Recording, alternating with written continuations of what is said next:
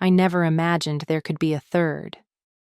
By the time the screen turned on at the front of the room, my dress felt heavy on my shoulders. My smile was already practiced, and every person I loved was watching me believe a lie. The music had stopped. The officiant had gone silent. And in that space between breaths, I understood this wasn't the day my life was beginning. It was the day everything I trusted ended. I woke up on my wedding day with a strange sense of quiet, like the world was holding its breath.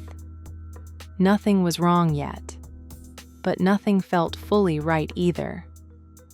Before I go on, if you're drawn to real wedding stories that don't follow the fairy tale script, take a second to like this video and subscribe. There are more wedding day stories coming here, and not all of them end the way anyone expects. Now let me tell you what that morning felt like. My name is Claire, and until that day, I believed I was about to marry the safest person I had ever known. I met Daniel 3 years earlier at a friend's birthday dinner. He wasn't loud. He wasn't charming in the way that grabs a room. He listened more than he spoke. When he laughed, it felt earned. That mattered to me. I had spent my 20s around people who talked beautifully and disappeared quietly. Daniel stayed. Our relationship grew in ordinary ways: grocery runs, long drives with the radio low, shared calendars and inside jokes no one else would ever find funny. When he proposed, it wasn't dramatic. He asked on a quiet Sunday morning, standing barefoot in our kitchen, holding a ring he'd been hiding in a drawer with old batteries. I said yes without hesitation. That should tell you how sure I was. The wedding wasn't meant to be extravagant. We chose a small venue with white walls, tall windows, and a simple wooden arch. I wanted clean lines, neutral colors, nothing that distracted from the meaning of the day.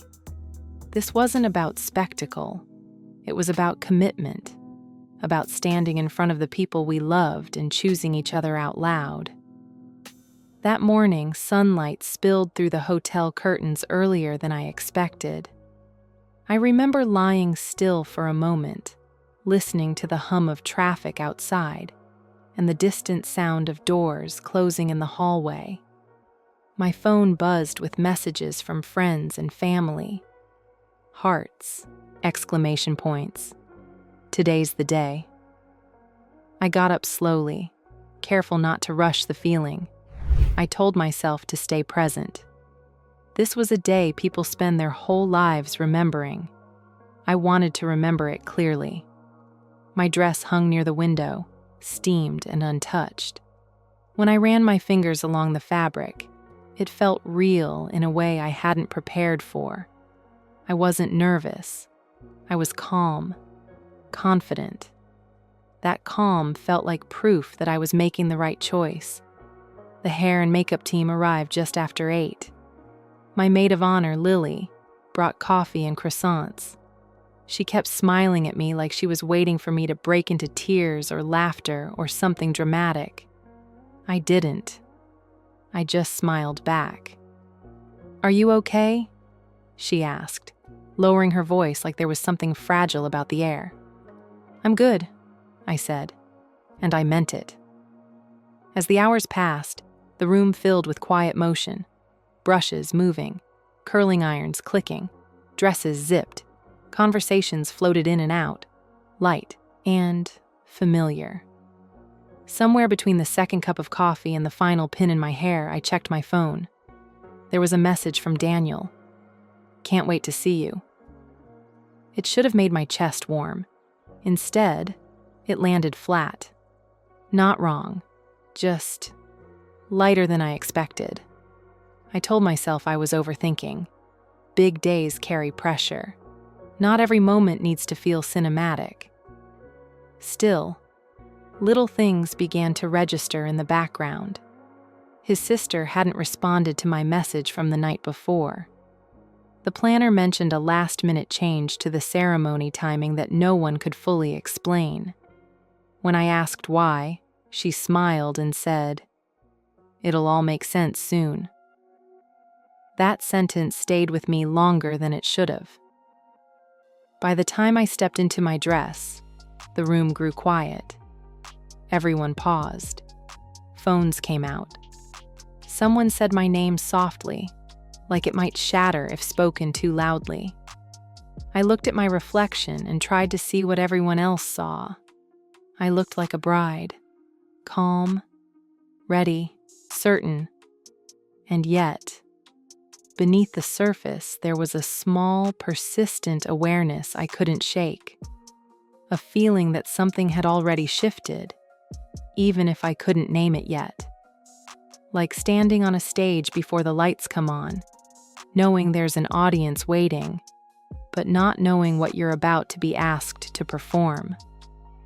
When it was time to leave for the venue, I took one last breath in that hotel room. I believed I was walking toward a beginning. I believed the hard parts of life were behind us. I believed love, when chosen carefully, could protect you. I carried those beliefs with me as I stepped out the door. I didn't know I was about to leave most of them behind. The venue was already filling when we arrived.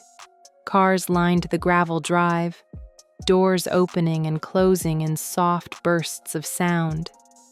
Guests stepped out in pressed suits and pastel dresses, laughing easily, hugging like this day belonged to them too.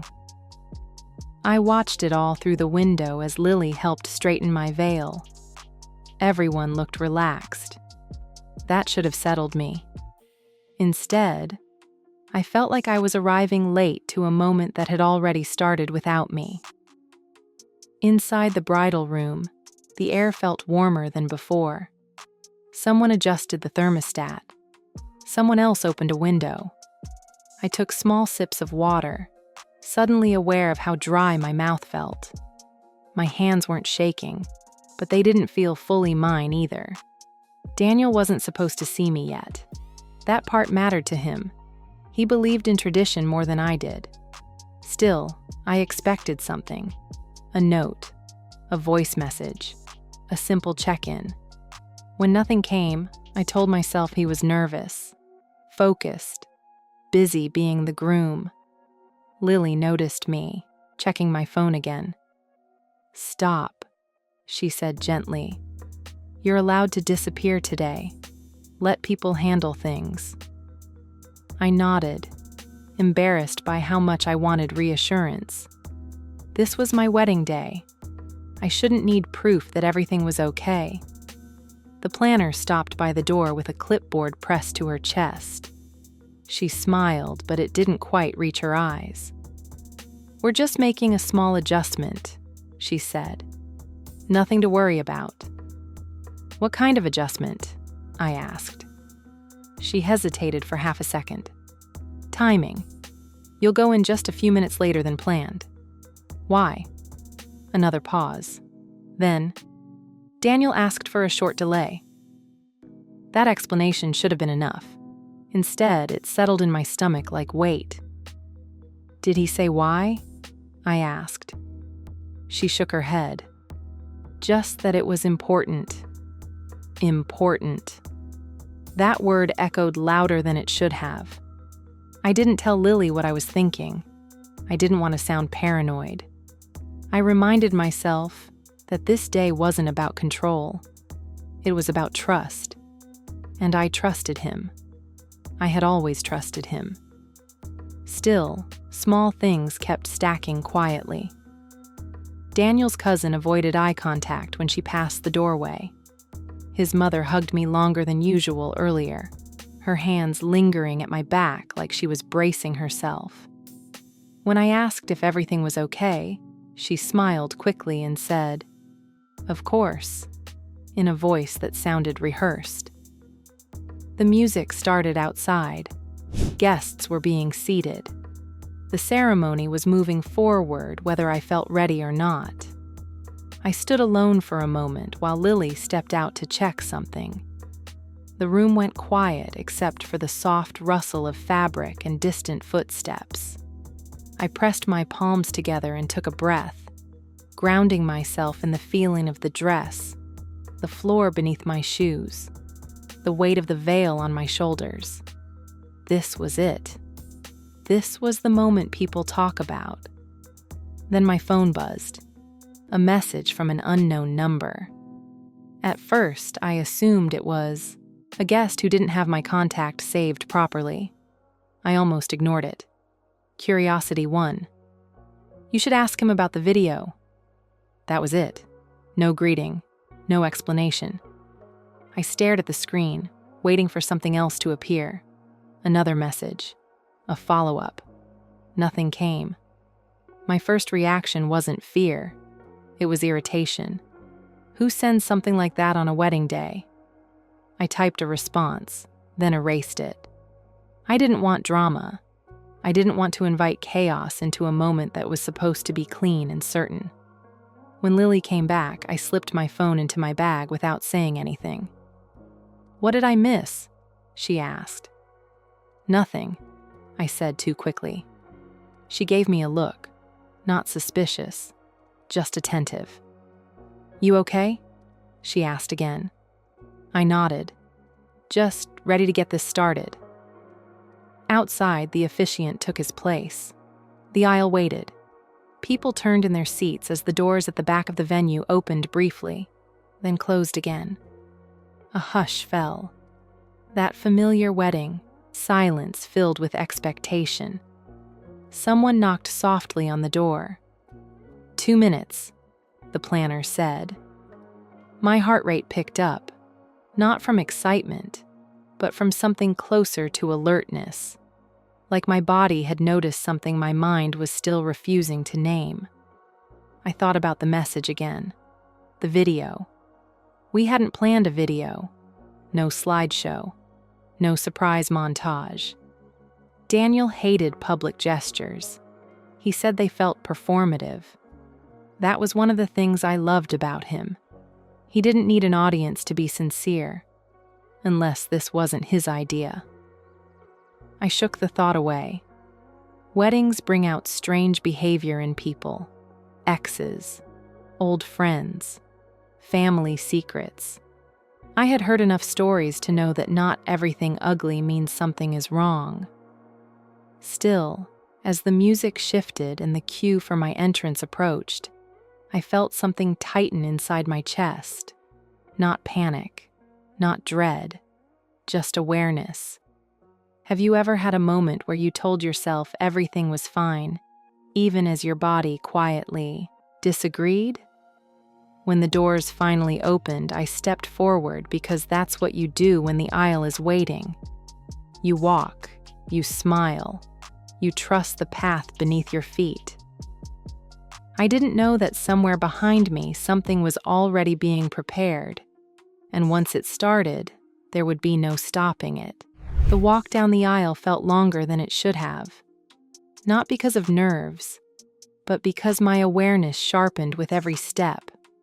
Faces blurred together as I passed them, smiles, wet eyes, phones lifted slightly, then lowered. Everyone looked exactly how they were supposed to look at a wedding. Daniel stood at the front, hands folded, shoulders squared. When he saw me, he smiled. It was the same smile I had trusted for years, the same one that had convinced me I was safe. For a brief second, the tightness in my chest loosened. Then I noticed his eyes. He wasn't looking at me the way he used to. Not fully. His focus drifted past my shoulder, then returned, then drifted again, like he was waiting for something to happen, or bracing for it. I took my place across from him. The officiant began speaking, his voice calm and practiced. Words about love, patience, partnership. I had heard versions of this speech before, but now they sounded distant, like they were being spoken through a wall. I nodded when expected. I smiled when people laughed softly. My hands rested in Daniel's, but his grip felt firmer than usual. Not affectionate, controlled. I leaned in slightly and whispered, "Are you okay?" He swallowed. "Yeah," he said. "Just a lot of emotions." That made sense. I wanted it to make sense. The officiant continued. Something about shared futures. Something about standing before witnesses. The word witnesses landed heavier than the rest. Then there was movement near the side of the room. At first, I thought it was a late guest being seated, but the sound wasn't footsteps. It was equipment, a low hum, a click, a shift in lighting so subtle most people didn't notice right away. I did. I glanced to my left and saw a small screen mounted discreetly near the front, one I hadn't paid attention to earlier. It hadn't been part of the setup. I would have remembered that. The officiant paused mid-sentence. He cleared his throat. "Before we continue," he said carefully, "there's been a request." Daniel's hands tightened around mine. I turned to him confused. "What is this?" I whispered. He didn't answer. The room grew quiet in a way that felt unnatural, like the air itself had stiffened. Guests shifted in their seats. Someone coughed. No one spoke.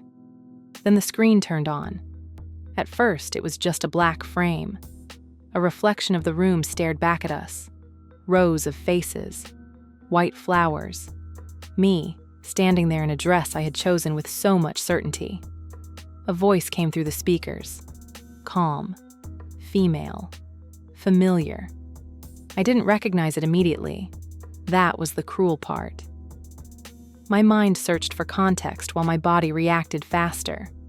My stomach dropped before my thoughts caught up. The video quality wasn't polished. It looked like it had been recorded on a phone. A living room background. Neutral walls. Someone sitting just out of frame, then leaning in. When her face appeared, a few people gasped softly.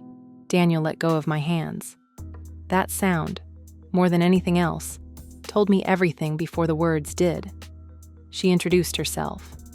Not with emotion, not with anger, just facts. Her name. How long she had known Daniel. How long they had been involved. Dates. Messages. Screenshots appeared briefly, one after another. Enough to remove any doubt without dragging it out. I stopped hearing individual sentences.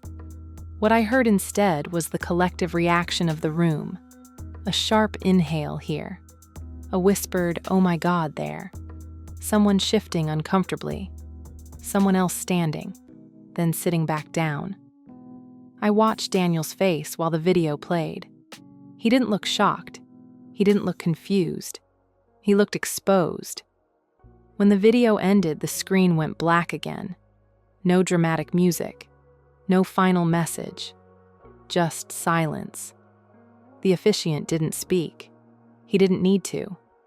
I realized then that I hadn't moved. I was still standing exactly where I had been when the screen turned on. My dress felt heavier. My skin felt tight, like it didn't quite fit anymore. I looked out at the guests. Some people couldn't meet my eyes. Others stared openly, not out of cruelty, but disbelief. My mother had one hand pressed to her mouth. Lily stood halfway out of her seat, frozen between action and shock. I turned back to Daniel. "Is it true?" I asked. My voice didn't shake. That surprised me. He opened his mouth, closed it, then nodded once. That single motion was louder than the entire video. The officiant stepped back, instinctively giving us space. No one told him to. He just knew the ceremony was over. I felt heat rise in my face, not from embarrassment, but from clarity. The kind that burns away every excuse you've ever made for someone.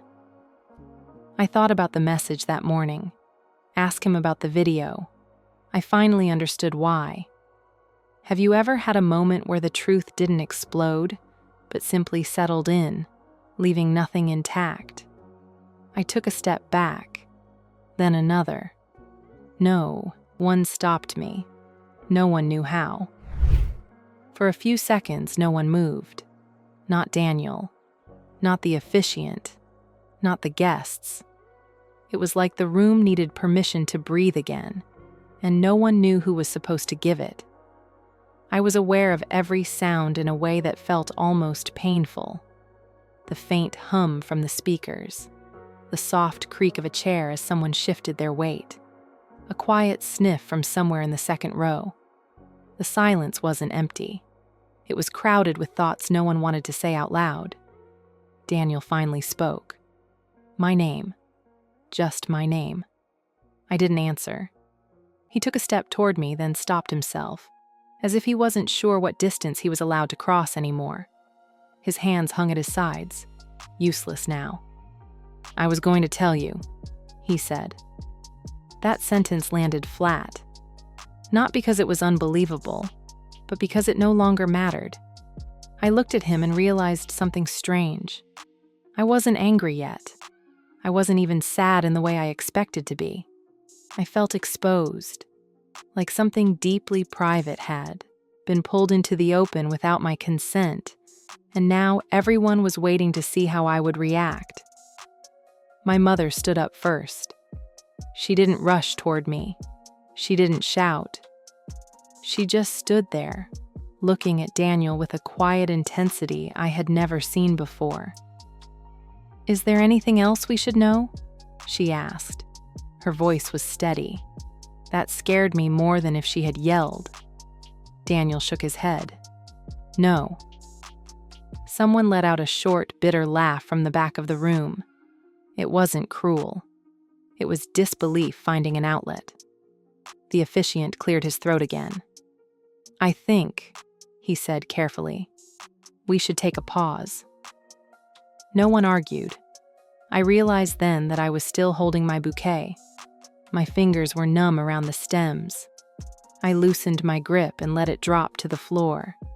The sound it made was soft, almost polite, but it echoed louder than anything else had so far. That seemed to break whatever spell had settled over the room. People started moving, slowly and awkwardly. A few guests stood, unsure whether they should leave or stay. Some turned away out of respect.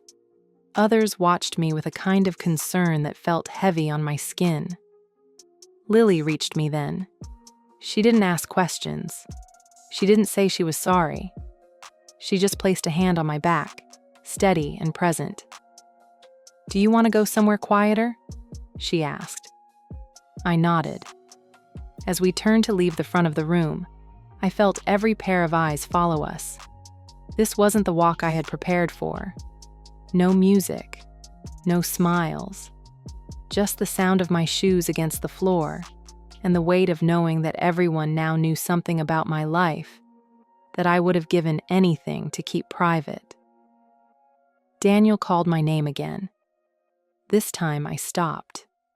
I turned back, not because I wanted an explanation, but because I needed to say something while my voice still belonged to me. We're not finishing this, I said. It wasn't loud. It didn't need to be. He nodded, tears finally breaking through whatever control he had been holding on to. I know, he said. That was it. No pleading, no dramatic collapse, just acceptance arriving too late to matter. We walked out. In the hallway, the noise from the ceremony room faded behind us. The contrast was jarring. Just minutes ago, that space had been filled with expectation. Now it felt like a place I would never fully be able to enter again, even in memory. Someone handed me a glass of water. I don't know who. I took a sip and realized my hands were shaking now. The adrenaline had worn off, leaving room for everything else to rush in. Humiliation, loss, anger, but also something unexpected. Relief. The kind that comes when the truth finally surfaces, even if it takes everything with it. I thought about the guests still sitting inside, unsure what to do next. The reception that would never happen. The cake that had already been cut in the kitchen. All the careful planning rendered meaningless in a matter of minutes. Have you ever watched something end so completely that there was no room left for pretending? By the time we reached the exit, I knew one thing with certainty. The wedding was over, not postponed, not paused, finished. And there would be no version of my life where this day didn't exist. The hours after the wedding dissolved into fragments. I remember the ride back to the hotel, the way the city moved like nothing had happened. Traffic lights changed. People crossed streets. A couple laughed outside a cafe. The world didn't pause just because mine had cracked open. Back in the room, Lily helped me out of the dress. Neither of us spoke much. The zipper sounded louder than it should have. When the fabric finally slipped from my shoulders, I felt lighter in a physical way, but heavier everywhere else. Someone knocked, then someone else. Messages came in waves. Some people wanted to apologize. Others wanted details. A few didn't know what to say at all. I ignored most of it. I wasn't ready to narrate my own humiliation for anyone else's comfort. Daniel sent one message. Just one. I'm sorry. I stared at it longer than I should have. 2 words that tried to carry something they couldn't possibly hold. I didn't reply. I didn't block him either. I just let the message sit there, existing without resolution, like everything else. That night, I slept for a few hours and woke up disoriented. For a brief second, I forgot. Then it all came back at once. The screen, the voice, the silence. In the weeks that followed, life rearranged itself around the absence of what I thought I had. Calls were made. Deposits were lost. Explanations were given in small, controlled doses. I moved out of the apartment we had shared and into a smaller place across town. Somewhere neutral. Somewhere that didn't echo with plans that would never happen. People asked if I was okay. I learned that okay is a flexible word. Some days, it meant I could get through work without crying, in the bathroom. Other days, it meant I didn't feel like I was standing on a stage anymore, replaying that moment for an invisible audience. The betrayal itself hurt, but the public nature of it changed something deeper. It taught me how quickly certainty can vanish when truth arrives uninvited, how easily trust can coexist with deception, how dangerous it is to confuse calm with safety. I thought a lot about that morning, about how confident I had felt, how sure. I realized that confidence hadn't been foolish. It had been honest. And honesty, even when it's misplaced, is not something to be ashamed of. I didn't lose my dignity that day. It just changed shape. What I lost was the version of myself who believed love could protect you from everything else. What I gained was clarity. Painful, grounding clarity. Months later, someone asked if I would ever get married again. I didn't answer right away. I don't know what the future holds. I only know that when I stand in front of people again, if I ever do, it will be with eyes open and expectations rooted in reality, not hope alone. That day didn't end with vows. It ended with silence. And somehow, that silence told me more about my life than any promise ever could. If you've ever witnessed a moment that changed everything, or lived through one yourself, you're not alone. Subscribe for real wedding stories that don't end the way you expect.